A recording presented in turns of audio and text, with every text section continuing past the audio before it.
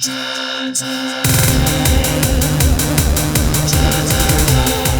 guys, we are in the basement, and today, guys, we are doing a John Gets a New Game video. That's right. And I know what you're saying, John, you don't need any more games. You have a lot of projects in the garage. What are you doing, John? Well, you know, I am a glutton for punishment, guys, because we are adding one more project to our never-ending list of projects. That is right. And actually, before we start, I want to show you guys something, because this is bothering me. So I just turned the arcade on, and look at Jump Bug. Jump Bug is a blurry mess. This monitor is flaky, man, and I don't know what it is. Right now, you can see it's really blurry, and it's twitching. And the thing is, though, like in 20 minutes, this monitor will be rock solid and beautiful. So I don't know what's going on, guys. But since I've gotten it down here, it hasn't been doing very well. And I don't know if it's a flyback issue. I don't know if it's a cold solder joint issue.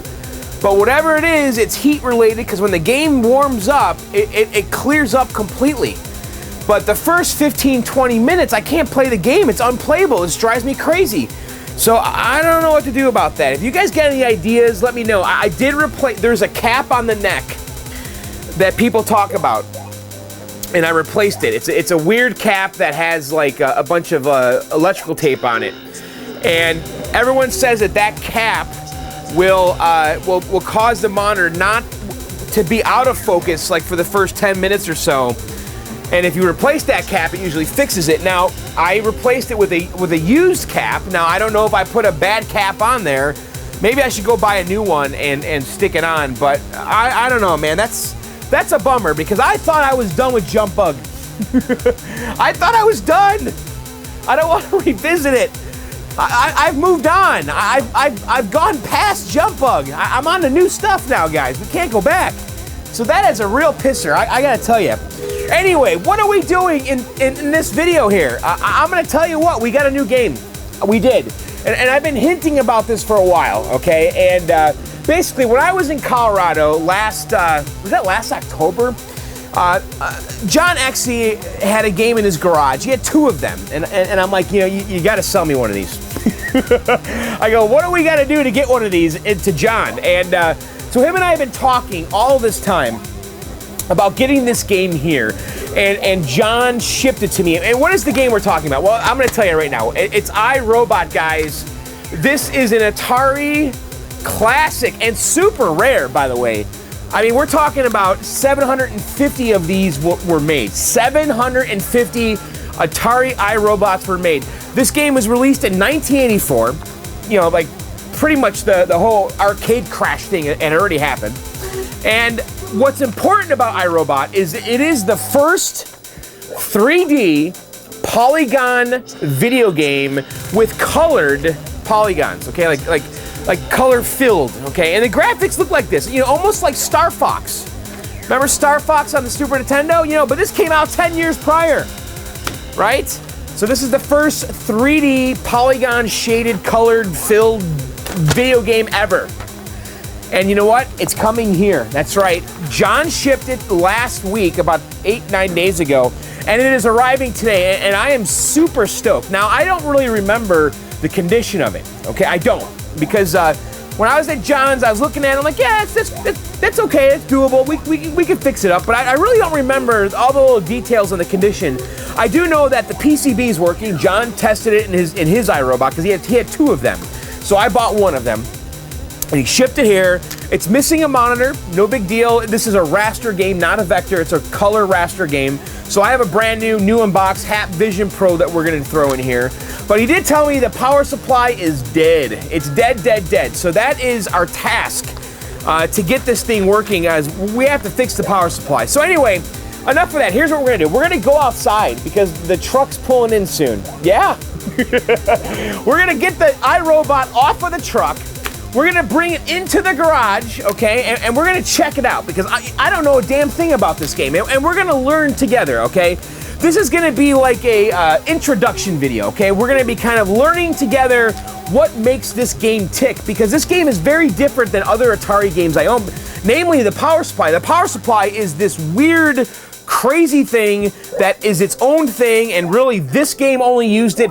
Some Firefox has used it, and by the way, this game has the same cabinet as Firefox, but this power supply is a massive headache. I mean, everyone hates it.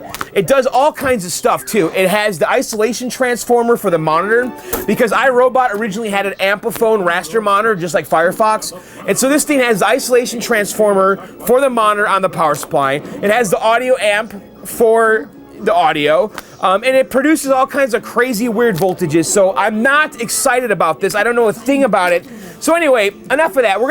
Let's go get the game out of that truck, bring it in the garage, and let's poke around. Let's see what's going on with this iRobot, guys, because honestly, I have no idea. I've never looked at one of these games up close, so this is gonna be a new one. And yes, we are starting another Restore series, guys. This is part one of the iRobot Restore, and then we're gonna be doing Quantum too. But anyway, I know I don't know what's wrong with me. Why do I keep getting these games? But this game's too cool to pass up. So, all right, guys, let's go outside and let's get that iRobot off the truck.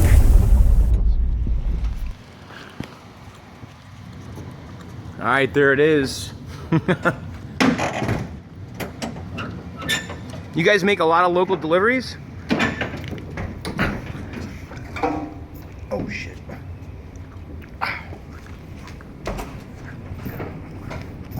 This is pretty crazy. There's like nothing in here.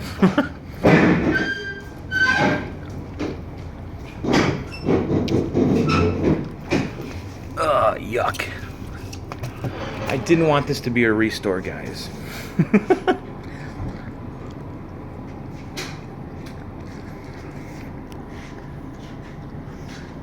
Looks pretty good though.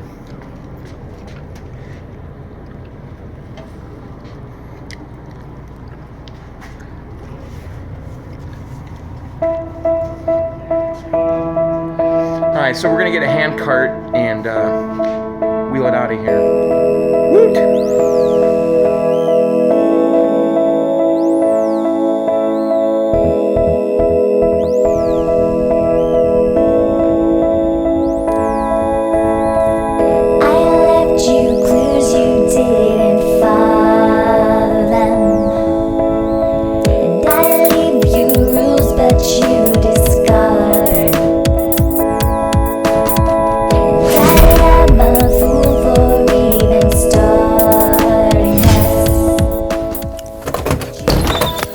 Guys, look at this. Just look at this. The iRobot is in the garage. Oh my God. And look at it next to its brother Firefox. I had to line them up. Come on. We have to see these together. It is just freaking amazing. Okay, so I've been reviewing the condition of the iRobot. It's okay, you know, it's okay. So we're missing the monitor. I knew that going in. No big deal. I have a new in-box Vision Pro that we're gonna put in there, okay? The big bummer is this right here. The control panel is blown out. This is very, very common with this game, okay? And so I'm gonna be on the lookout for a new control panel. If you guys know of one anywhere, I need to know because we need this, okay? We are also missing the stickers, okay? There was some stickers that went here, here, and here. We're missing those. Not a big deal. Arcade Shop reproduces that, okay? We are missing the cardboard bezel, okay? That has also some instructions on the bottom. Now, there's a guy in Clove that reproduces the Atari cardboard bezel, so I'll be getting that from him. And then, as far as the artwork that goes down here, I think that is on the internet. I will print that out myself and laminate it to the bezel. So not worried about that, okay? And I've been looking here at the game, and it's okay, guys. It's kind of okay. Real rough down here, right? You know, we're gonna fix this with Bondo, put new T-molding on here. If you look on the side over here, the vinyl is tore, okay? And actually, John actually left me a little note that says, Exity was here, 7/10/15, kind of funny. So the vinyl is tore off, okay? And this is like a melamine with some vinyl. You know, I have some black vinyl. I think we're gonna do that. We're gonna vinyl the head. I'll remove all this original vinyl and we'll put black vinyl on here. So we'll take care of all that. And then also on the base, after we do all that Bondo work and square up the edges, we'll do that. But overall, I'm not too discouraged here, okay? I'm really not. Because what is bad is really just the black. Easy to fix. The worst part of all of this is the control panel, okay? Now, I can live with this as long as I need to in the basement. It's gonna suck, it's gonna be an eyesore, but I can live with this, get the game playable, and just say, you know, I'm just waiting for the control panel. So that'll show up in my life someday, I know it. So I removed the back door, and the back door's right here. It had, you know, little iRobot instructions and stuff. So if we look back here, we can see what's going on. So we have the PCB in there and the power supply. Now the power supply in this game is very different than your normal Atari power supply, okay? It's extremely different.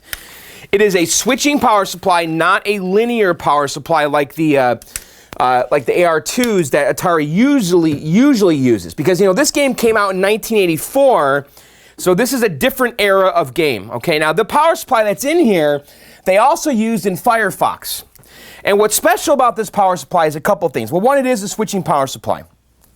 It outputs a lot of really goofy voltages because the original Amplifone monitor, yes, this thing shipped originally with a raster Amplifone monitor, just like the one we have in Firefox, okay? And the power supply had voltages coming out of it for that, for that monitor, which is really weird, okay? And, you know, it's got the gauze coil right here. I mean, you could see it has all these voltages that were all related to the monitor. We're not going to need any of that stuff. Any of those weird voltages that this thing outputs, we will not need. This power supply also has an audio amp, okay? So we can't very easily put in a switching power supply. I could, actually, because the board itself uses 5 volts and I think 12, looking at the pinout.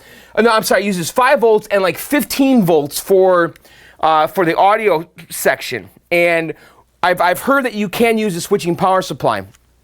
But if I do use a modern switching power supply, I would have to find some sort of an audio amp solution, because the audio amp, I would essentially be bypassing the audio amp that's on the power supply. So we're going to try to get the original power supply working. I just want to do that. And also, I'm just kind of curious what's down here. Let's go ahead and open this base, because I haven't really looked at anything yet. So let's open the base and take a look. But I'm hoping this is a quick project. I know you guys are probably wondering what the hell I'm doing with all these games. Because I don't even know what's going on. I think that, you know, we're gonna work on the Quantum, and this is just gonna be a little distraction. And we're gonna work a little bit, you know, I don't think that this is gonna be a hard restore. Once I get the power supply working, I think we'll be kind of home free. Oh boy, so what's in here? A lot of grossness. A lot of tokens, okay, it's kind of funny. So let's look at this. So all these tokens are in here, and this is Le Mans Family Fun Center, Bally's Le Mans. That's funny. Okay, well this thing was at Bally Le Mans at one point, and there's a whole bunch of tokens in there. That's pretty cool, actually. So let's take a look in here. Not too gross, just a few surprises. We just got some fuzz and a fuse. There's a fuse right there. Some screws. And a whole bunch of these Bally Le Mans tokens. That's pretty cool. I've never heard of Bally Le Mans. It's pretty neat, right? It's kind of a cool token, too. All right, well, we know it was there. This fuse right here is interesting. So I was talking to John Exley, the guy I bought the game from, and he really didn't do anything with this. So there is a very slight possibility that the power supply is working. We have no idea, to be honest, but there is a very slight possibility. So there's really nothing in the bottom here. Is there anything in here worth seeing? I'm curious what's in the coin door up front. Let's take a look. Oh, I'm pretty jazzed, guys, about this game. I have to tell you. And the gameplay on iRobot is freaking amazing. I'm not kidding. This game is freaking awesome. This game has 47,071 plays. If we wanted to do the math, that is, well, half of 47 is 23. Let's just 23 and a half. Then half of 23 is 11 and a half, right? So this thing made $11,500. Is that right? So just a bunch of junk in there.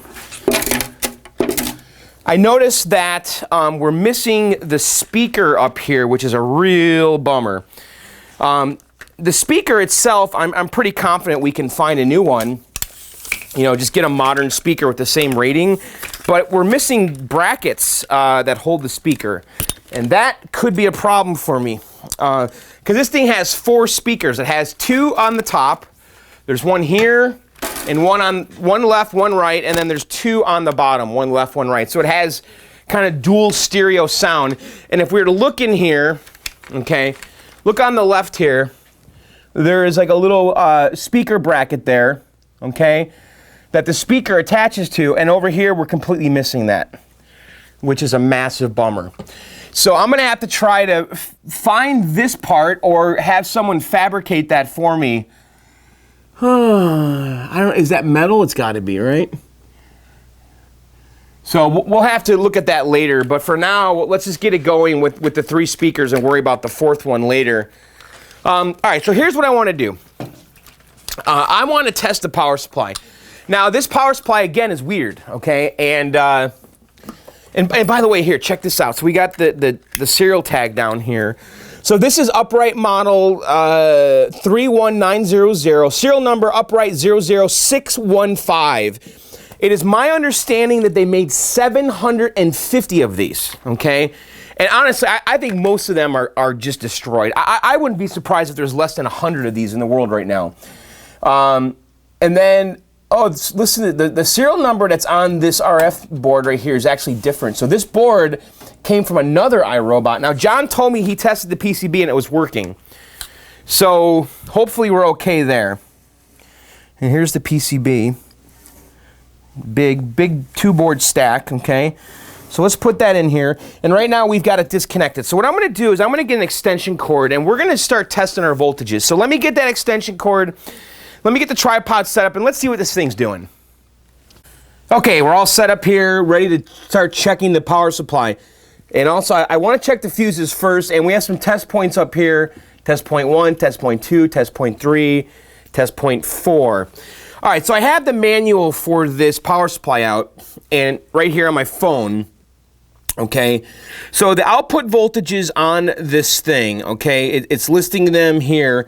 It outputs 5 volts, negative 31.5, really weird voltages, okay?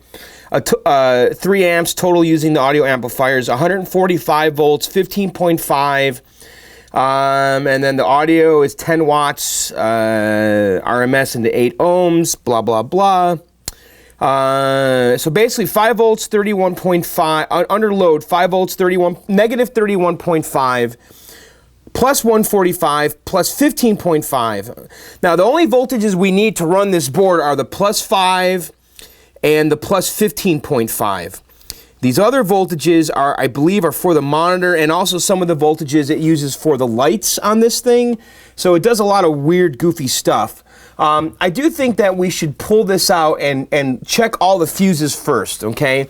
And these test points up here we're going to use to test the voltages. Now, it is my understanding, though, that if this thing is not under load, it's going to behave very oddly.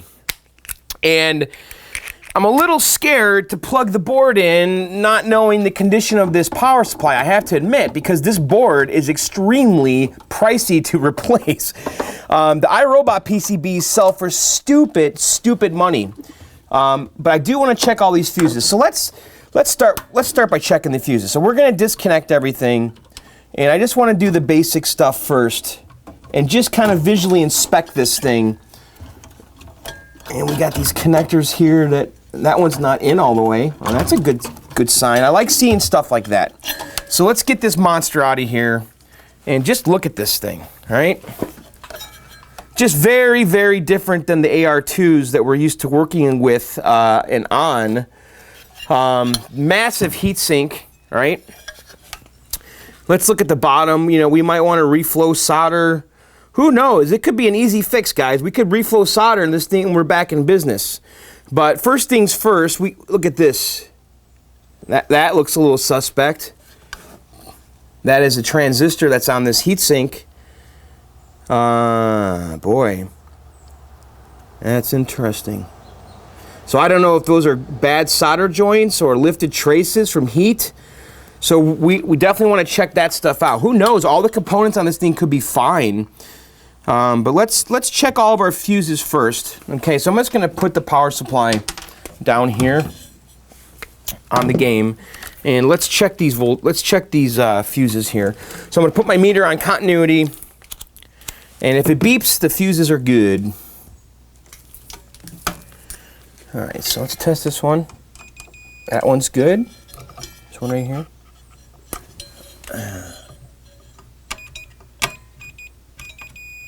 Okay, that one's good.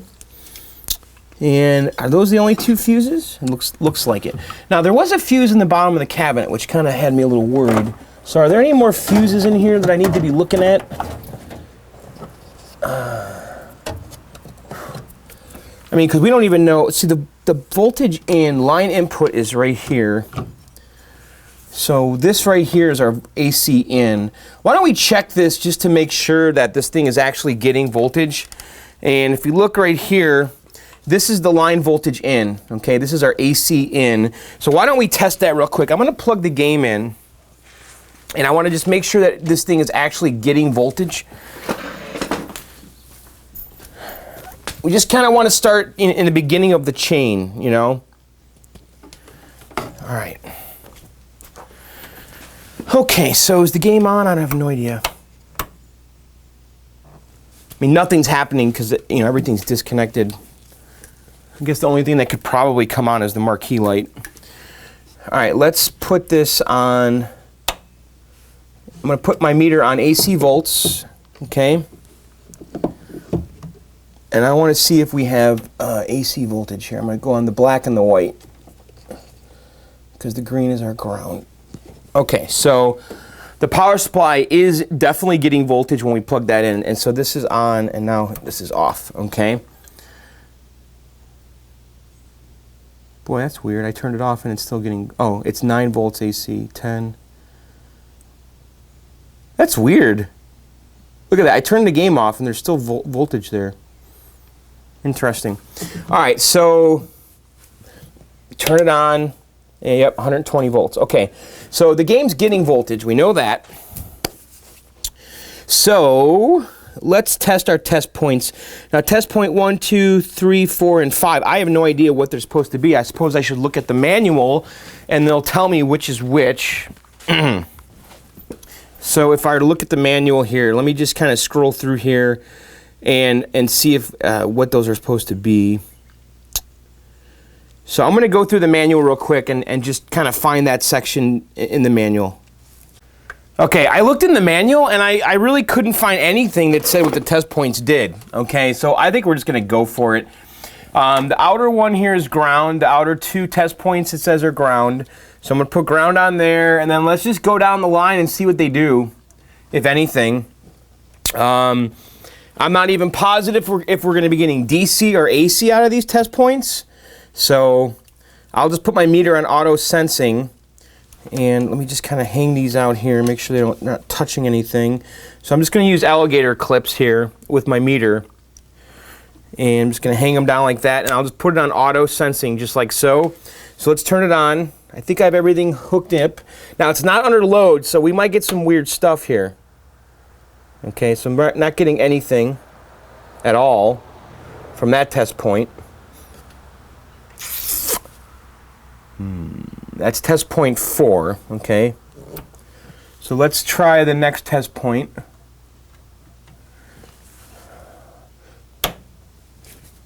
Nothing there.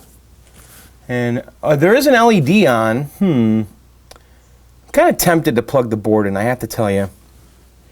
So nothing there. Let's do the next one here. Test point 3. Nothing. Put it on AC, put it on DC. It's not reading anything. All right, let's try the last one. And it's possible that we're not getting any reading because it's not under load. The manual says that if there's no load, 5 volts will pulse. But I don't know which one up there is 5 volts. The red LED is on though. That's interesting. I noticed there was a lot of cold solder joints.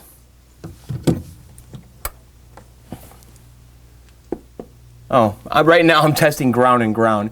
So there's test point 2, 3, and 4. Actually, are those all grounds? Let me take a look here. Let's pull this out.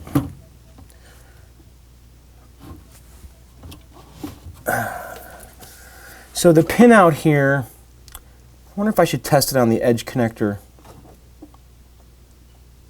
I think we're going to do that actually. Let's pull this out. And guys, I've never experienced this power supply before, so this is all new to me. And let me grab the iRobot pin out. I'm probably guessing that black is ground and red is 5 volts here.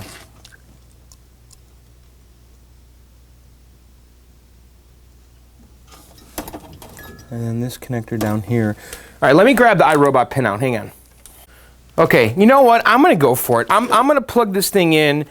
And on the board here is 5 volts and ground. So we're going to test 5 volts right at the board. And I don't know, I feel like this is kind of low risk. John already told me he did this. He said he didn't get any audio, so the game wasn't playing blind, but I noticed that that audio connector was not plugged in all the way, and that could be why. So this is a 5 volt test point right there, okay? So if you look on the board, we have a 5 volt, and the one above it is ground. So let's just test the voltages at the board with the load, and let's see what happens.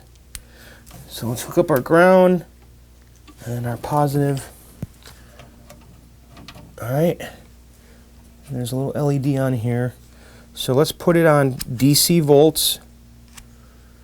All right, we're just gonna go for it, guys. Ready? And we got nothing. We do not have 5 volts. Okay, so we're not getting any voltages at all here. Let's double check. Yep, that's 5 volts, all right. All right, so this power supply is dead. It's under load, it's all plugged in, and nothing is coming out here. Make sure that this edge connector's on. And I'm just gonna do it again just to make sure my connections are all good. Okay. All right, let's try it again. Yeah, we got nothing. Whew. Dead. Put it on AC. So the LED's on, power supply is getting power, and we have no 5 volts over here. So we have to start thinking about rebuilding that power supply. Now I noticed there was a lot of cold solder joints on it, and some of them looked like they didn't matter because it was like the degaussing coil and stuff like that we're not even going to use. And I could see here that there was some work done. Someone put a jumper wire here on this thing. What's holding this on? Is there a screw up on top? Yeah, there is. Okay.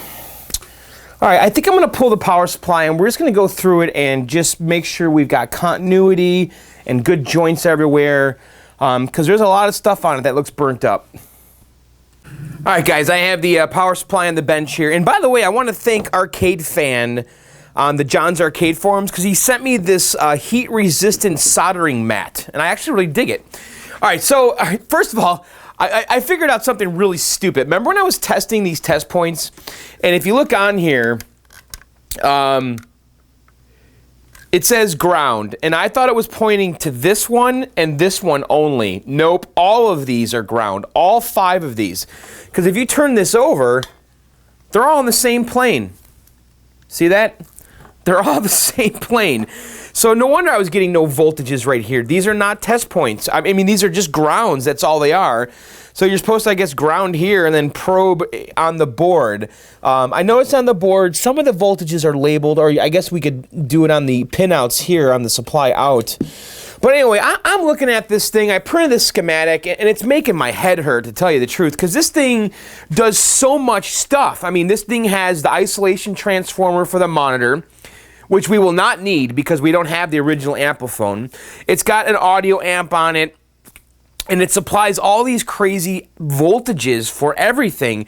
And really, we just need 5 volts and 12. But, you know, I'm kind of at a loss right now what to do, because I talked to Ian Kellogg before I made this video and before I got the game, and I told him, I said, hey man, here's the schematics.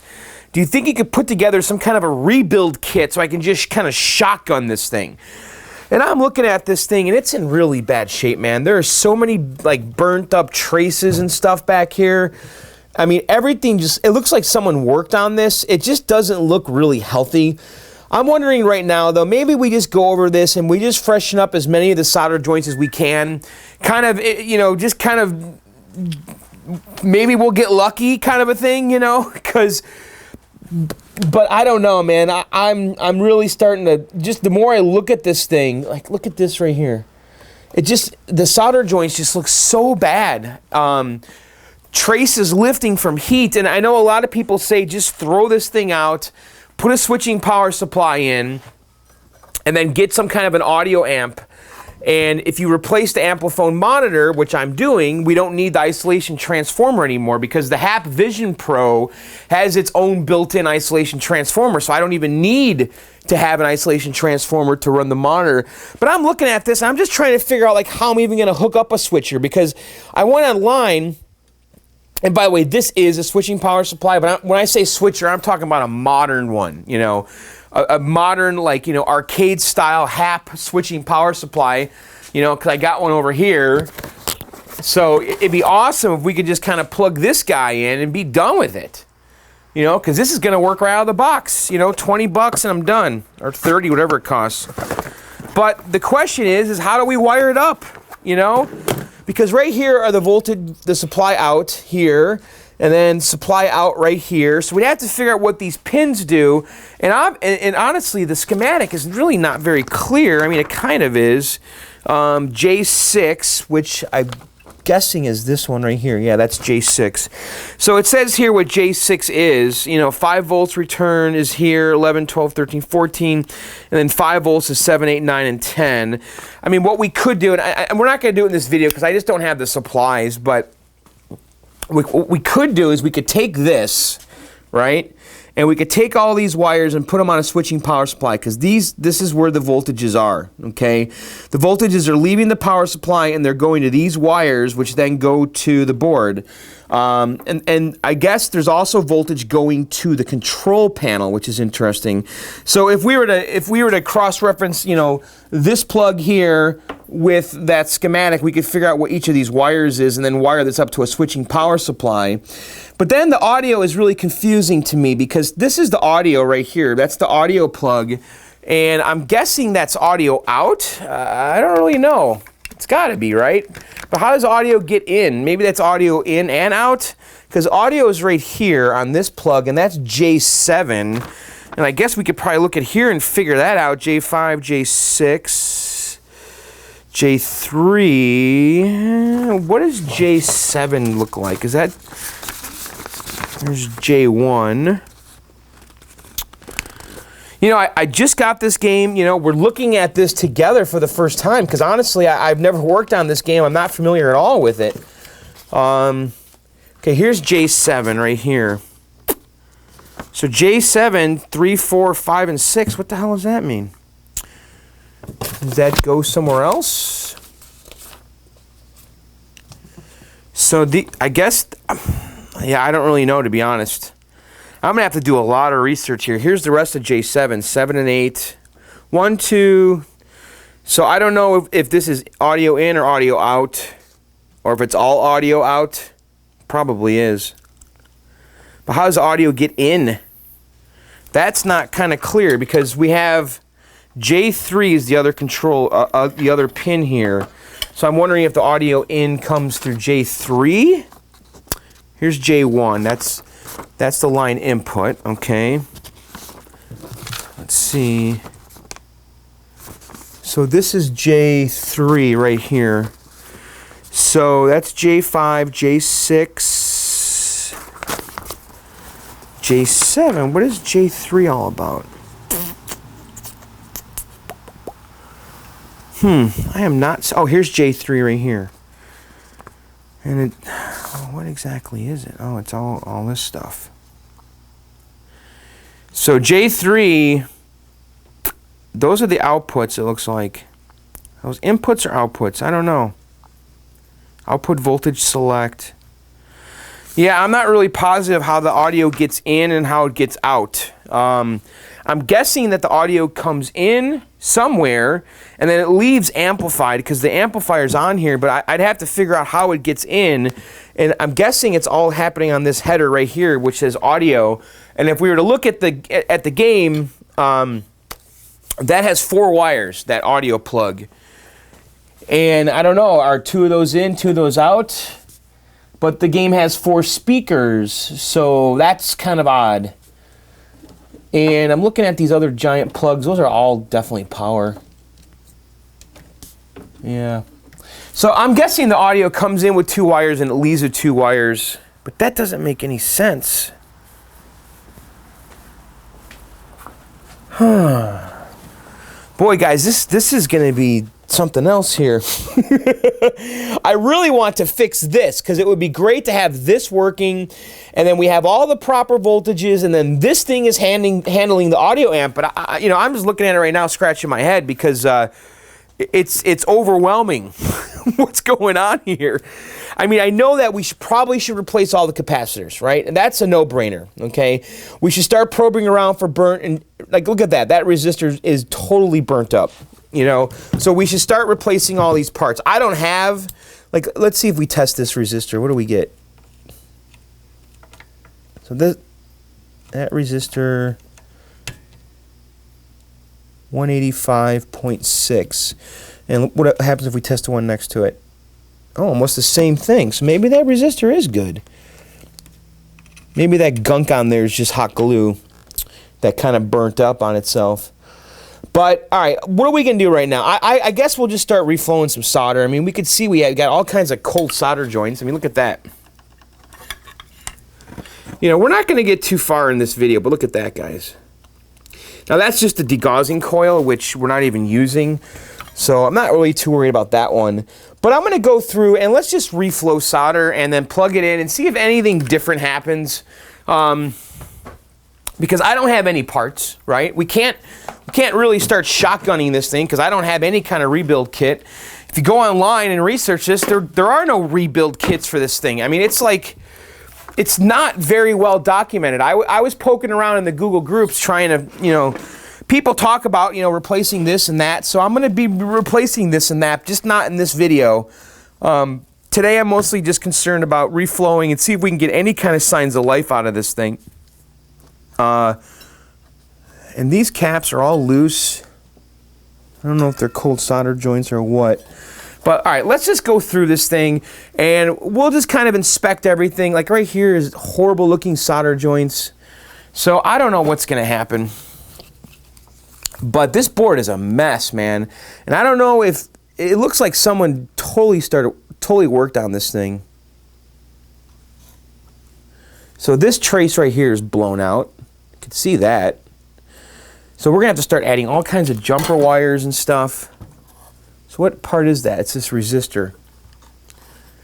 And does that pad go over to here? I don't know. Let's see. Does this go to here?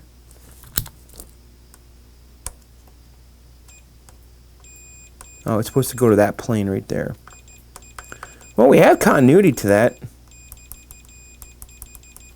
How about this? Well, let's go through and just kind of touch stuff up. I doubt this is going to fix anything, but we might as well do it. So that all looks okay. These look decent. That looks okay. This looks like a mess in here. All these transistors. I don't know if someone replaced these at one point or what. But let's just freshen these up. I think we're going to be shotgunning this thing in the future. It looks like whoever worked on this didn't have the best soldering skills, maybe.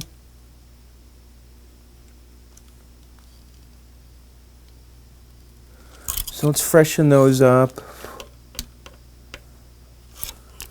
Over here, this looks all a little suspicious. Yeah, those solder pads are blown out. Let's come in here. All right, let's just do some continuity tests over here. This section here looks a little suspicious. Let's see. That's okay.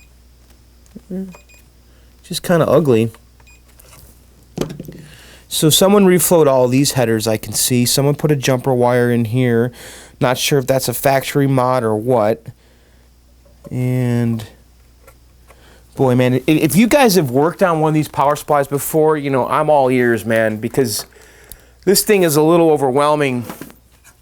I really kind of want to just put the switching power supply, the new one, in and be done with this, and I'm not even sure how to do that. I'm going to have to really research this topic. But everyone talks about how much of a nightmare this thing is, this power supply. And it was just an absolute failure from the get-go.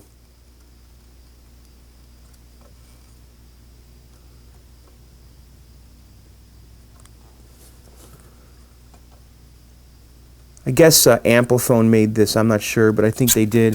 Amplifone, I guess, did a really bad job for Atari. I think Atari bought them, and Amplifone did okay with the vector monitors. I mean, their flybacks were not good. You know, everyone loves the Amplifone vector monitors, but really the weakness of them was the flyback. They all failed. You know, if they're red, everyone says red is dead, and then since then, someone has made a modern replacement that is much more reliable and better, which is what I had in my Star Wars. And now it's regarded as a good monitor because of that replacement flyback. So that is blown out. What is this plug right here? That's supply out. I'm guessing that's high voltage for the monitor, though, because that's pretty beefy. I think all of the game logic is coming out of this right here. And I think this supply out is for the monitor isolation. That I believe. God, this thing's nuts.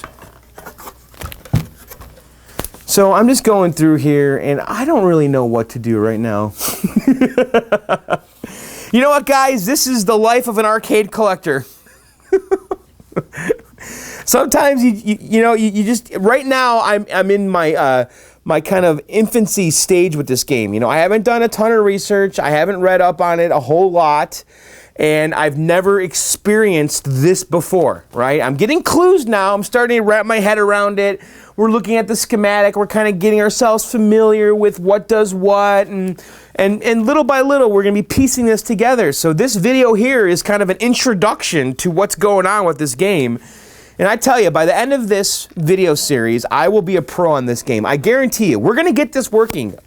I mean, I know that eventually we can just always go to the switching power supply. We just need to figure out that whole wiring situation. But for now, we're gonna stick with this original power supply for as long as we can.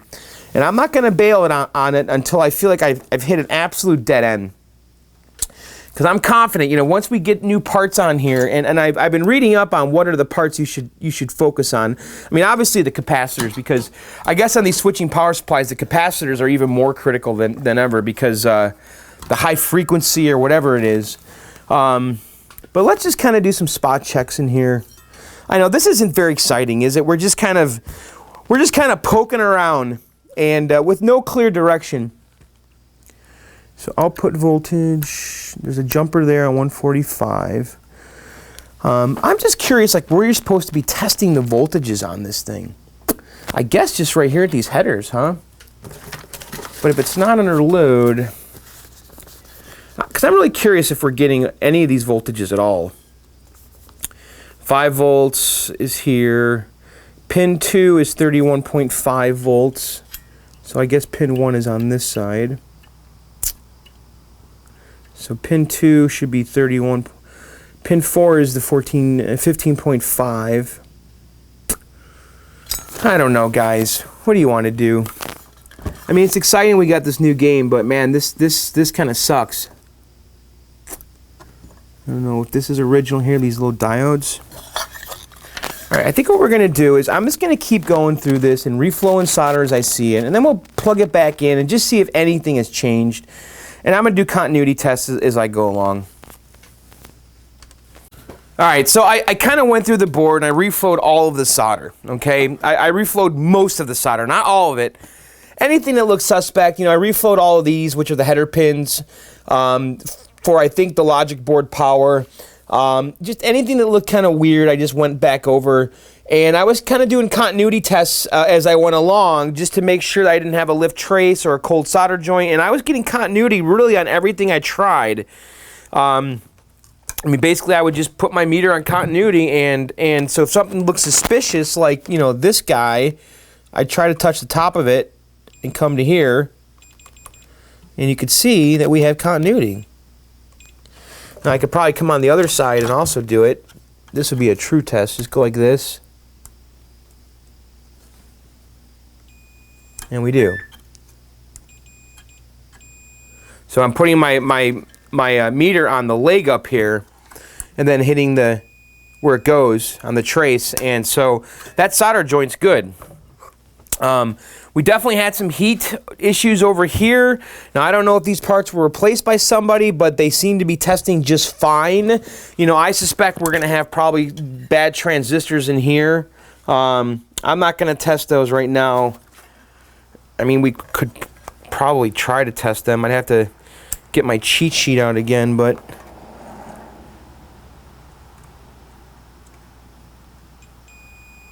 I think these transistors are bad. Hang on. So that one, let me see. Yeah, I think that one's bad right there. Look at it. It's testing totally different than the one next to it. And I'm putting it on diode test.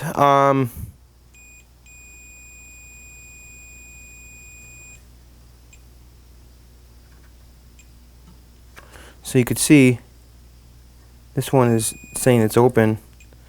So we might have an issue right there.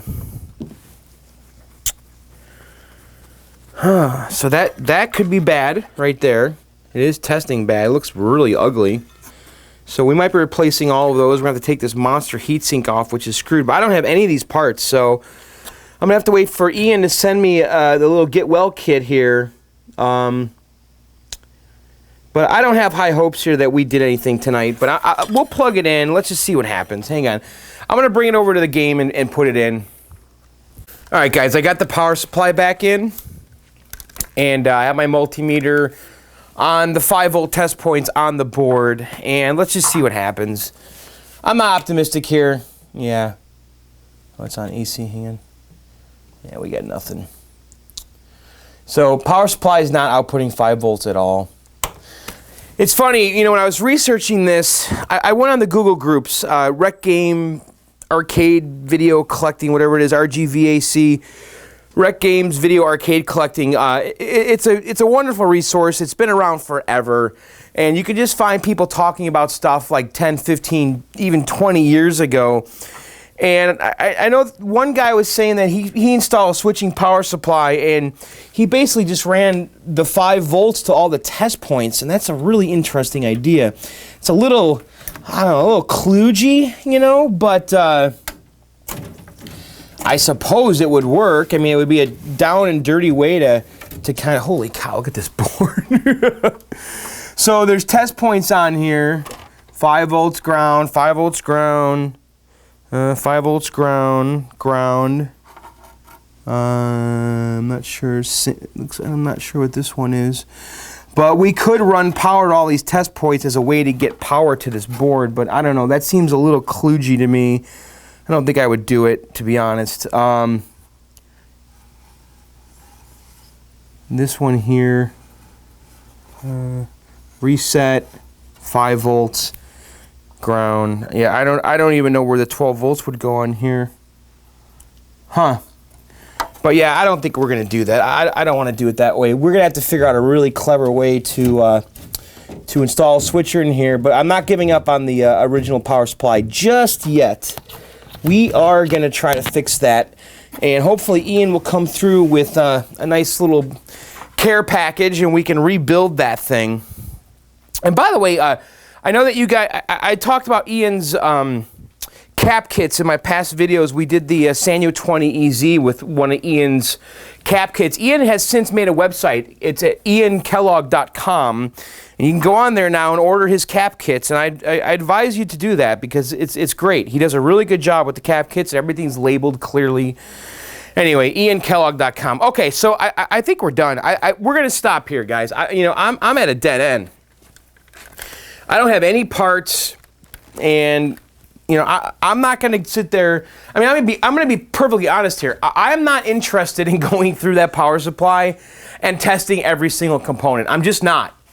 I would rather shotgun it, to be honest, and I want to replace all the capacitors, all the transistors.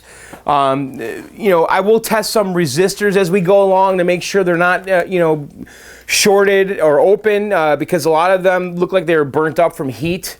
So I think I'm going to get those parts, and the next video we do with iRobot, we're gonna shotgun that thing. I think that's the plan. But anyway, I wanted to do this video just to kind of introduce you guys to the iRobot project, and I'm pretty psyched because, guys, this is a ridiculously cool game. I'm not kidding. This game is this is like Major Havoc good, this game. And it's super rare. I mean, they made like 750 of them, and there's probably a couple hundred left in this world. And I'm pretty happy to have this. I'm super proud, to be honest. And we're going to do it right. We're going to make this thing look really good. Now, this is going to be this is a side project, okay? Because Quantum is our main focus here next. And I have some exciting news about the Quantum Restore that I can't share just yet. And Ian Kellogg is involved in it. and those that are on the John's Arcade forums know what I'm talking about. But we had a Quantum development this week that I don't want to share just yet. I want to surprise you guys. But we're going to be getting something that's going to make the Quantum Restore go, I think, a little smoother and quicker, possibly. And I'm super excited. So we'll be screwing around for the next week or so, waiting for that to show up. I do want to actually quickly restore that Nintendo Versus and get it out of here.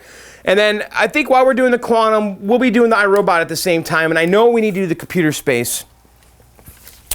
I was thinking that if I got all of these big, heavy projects out of the garage, like that required a lot of woodworking and cabinet stuff, that we could then just focus on the computer space the rest of the year, because computer space is going to be only electronics, figuring out the board, figuring out the TV, really not a lot of cosmetic work because it's fiberglass. We'll probably spend an hour buffing it, and that's about it.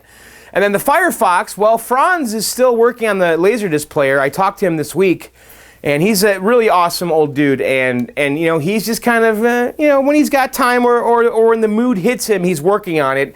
So I'm not putting too much pressure on him. So if he's able to finish it in the next month or two, I'd be perfectly happy with that. But Firefox is really ready to go in the basement. It's all working. We just need to get that Laserdisc player squared away.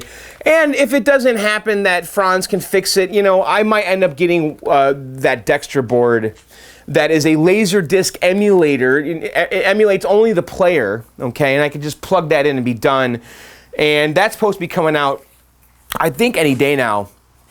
I know they have beta boards that they're starting to send around. I was going to get one, and I kind of bailed on it because it was kind of pricey. And Franz said he would fix my player, but I might revisit that. We'll see. So anyway, guys, I'm sorry we didn't get anything done today. Well, we did get a lot done because we kind of introduced ourselves to iRobot, because honestly, I had no idea what was going on in this thing. And we figured some things out, right? I mean, we kind of have a little bit of direction, I think. And we educated ourselves a little bit about this game. And I think it was a good exercise because, again, this is all brand new. I'm learning this with you guys together. I mean, I want you to know I didn't touch this game until we did it together. So everything that we're seeing here, everything that I'm seeing, you guys are seeing for the first time too. So we're going to get to the bottom of this. I'm very confident. I know that we will. So, all right, guys, I think that's going to do it. Why don't we go back down to the basement? You guys want to hang out for a little bit? All right. But anyway, let's just look at it for a second. How great. It looks a little empty right now with no monitor, but I mean, come on. These cabinets are just so badass. I mean, seriously, look at the Firefox and his brother iRobot. You know, Return of the Jedi is very similar. Not exact, but it's similar. It has Return of the Jedi has like speakers down here and not up here. So they added like a piece of wood on the side. But really, Firefox and iRobot are the true twins in this group here. Major Havoc kind of is doing its own thing. With the base is totally different, but the head's similar. And Return of the Jedi is kind of doing its own thing too. But these guys are identical. They are identical twins. So, all right, guys, why don't we go back down to the basement? Woot. All right, guys, there you have it. So what'd you think, huh? Now, you got to trust me, guys. This game is super cool. I mean, we're not going to be able to play it for a while. But when we do, it's pretty badass. I encourage you to go on YouTube and watch some gameplay videos, or even fire it up in MAME. I suppose you could play it in MAME. Why not? It's just a joystick and a button. It does have. By the way, I didn't mention this. It has a Hall effect joystick, which is I don't know if it's full 360 degrees, but it uses these Hall sensors, which I think are like magnets. I believe. I think there's a magnet that moves, and this thing detects it like with a I don't know, like a switch or something when the magnet goes over. I don't know. We'll get into that later when we take the control panel apart. But yes, we have an iRobot, and I'm besides myself. I'm actually totally psyched. You know, that power supply though, God, that thing sucks. It does. I need to figure out an easy way to get a switching power. I gotta research, man. I'm gonna be reading like a madman over the next week here, and prior to the next video, and hopefully Ian comes through with that rebuild kit. But I'm excited to see these Polygon graphics on that screen. I cannot wait. I cannot wait till that's done. But yes, we have to get to the quantum though first. But we're not gonna be able to start the quantum to that thing that's coming. I got something coming here. It's going to make it easy for us to do. And maybe Ian Kellogg will be in the basement too. He might personally deliver it. So I'm excited about that. So we'll be talking about that soon. But, you know, the next week or two here, I do want to work on the Nintendo Versus cabinet. I got to get that over with and out of the garage. I think it's 1 or 2 videos. And we're also going to be revisiting Atlanta. And by the way, I hope you guys enjoyed the Ben Heck video because I thought it turned out great. Ben's video is now out on his channel. Yes, Ben Heck and I did a mashup video. I released mine last week, and Ben also released his on Friday.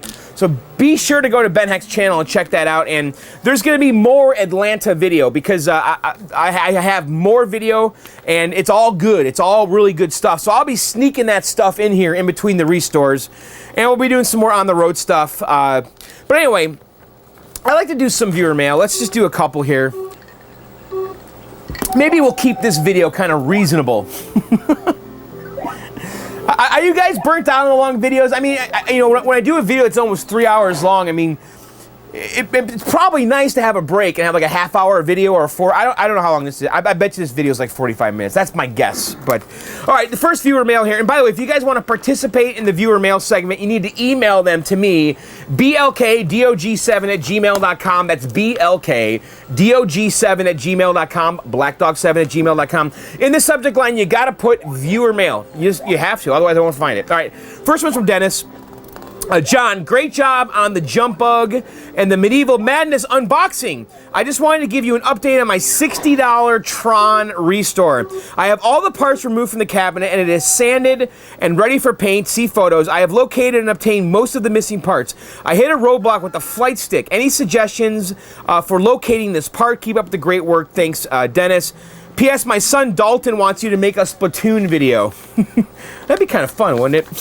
I would love to do that. I mean, would you guys be upset if I did I don't know.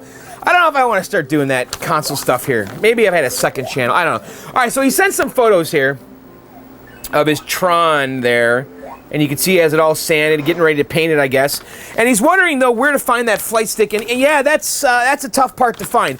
I'll tell you this, though. If you go to GroovyGameGear.com, they have the shell, okay? Because the shell on Tron, it reacts to black light, right? And So the shell that goes over the stick, you can buy a reproduction of that, and I actually have one on my game right here. So that is the Groovy Game Gear shell. Now, what's inside of it, the guts, I believe, I'm pretty positive, it's exactly the same as Gorf and Satan's Hollow. So if I were you, I would expand my search, okay? And I think eBay is going to be a safe place, and also Clove. But I would try to find yourself either a Gorf, or a Tron, or a Satan's Hollow joystick.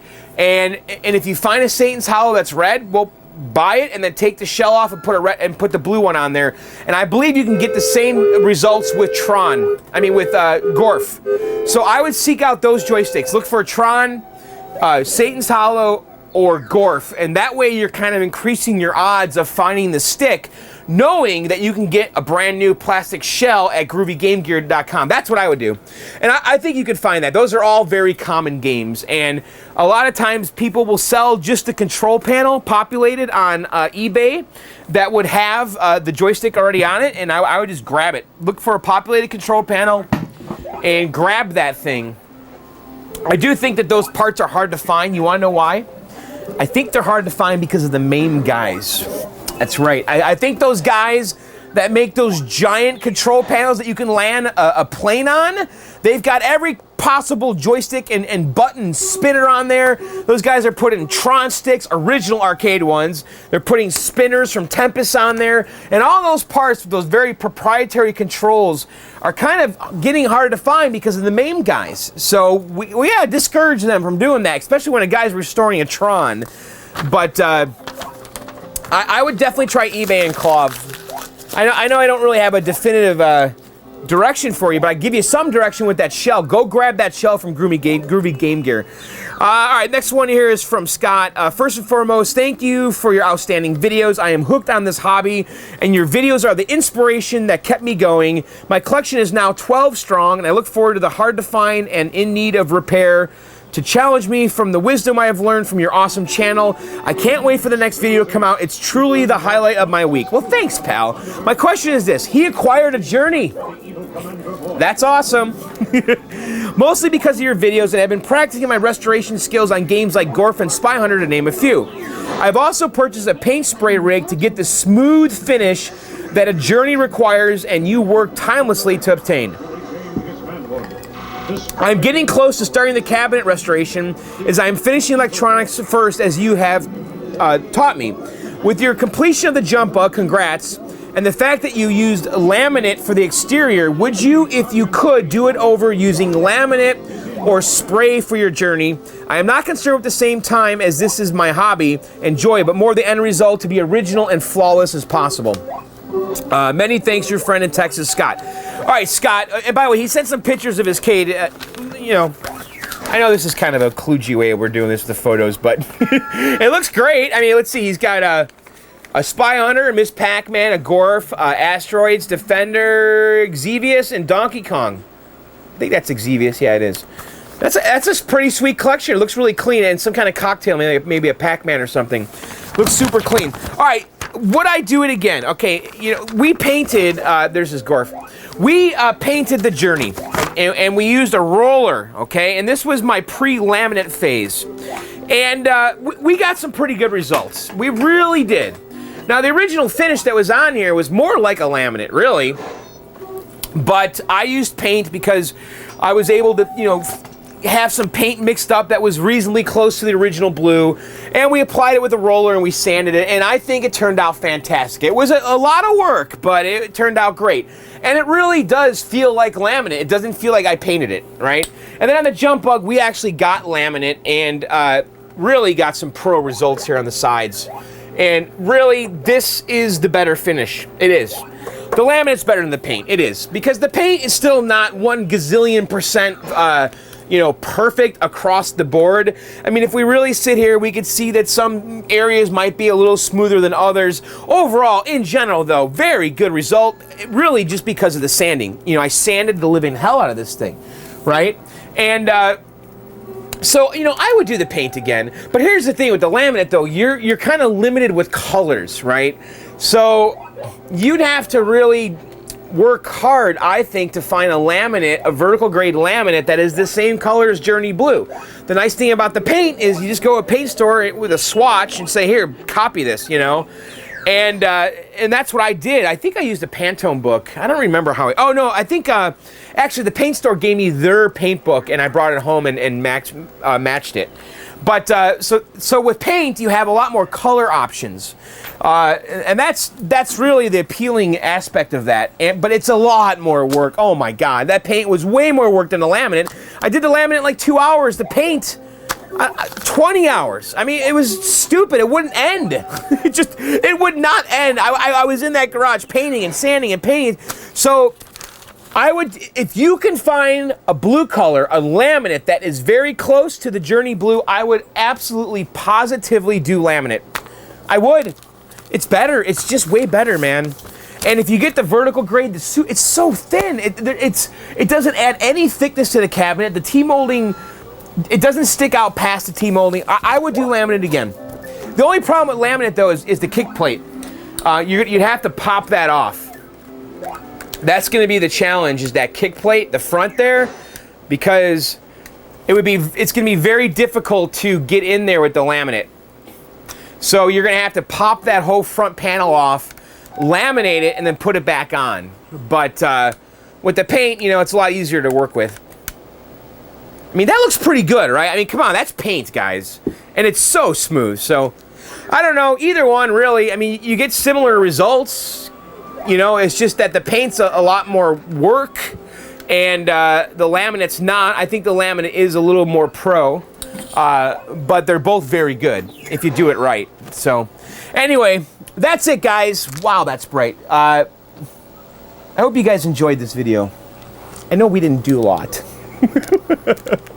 We didn't. We just kind of looked around and said, yeah, we don't know what we're doing. That's pretty much what happened in this video. But anyway, I just wanted to introduce you guys to the iRobot, and also myself to the iRobot, and hope you enjoyed it. And we'll be revisiting that soon. And then also the Quantum and the Nintendo Versus, and we got a bunch of on-the-road videos coming up. I got a full plate here. I mean, there is no shortage of content here, so hope you guys are enjoying it. And by the way, if you've never subscribed, now is the time. I release new videos on Sundays and sometimes in between. I'm trying to do 2 a week. I'm trying my best. So if you'd like to keep up with the videos, please click subscribe. Please tell your friends. I'd like to hit 20,000. I was really hoping to hit 20,000 in July, and I don't think we're going to do it. We might hit 19,000, but 20,000 is a big milestone to me. I want to get there, but so tell your friends, share and like and all that stuff. And then also, you know, during the week I do 2 podcasts, Video Game Outsiders at videogameoutsiders.com and Arcade Outsiders at arcadeoutsiders.com. Check those out. They're on iTunes and Stitcher and everywhere, and they're also live on All Games at allgames.com. So anyway, guys, that's going to do it for this video. Hope you enjoyed it. I will see you very, very soon. Anyway, that's it, guys. Later, and bye!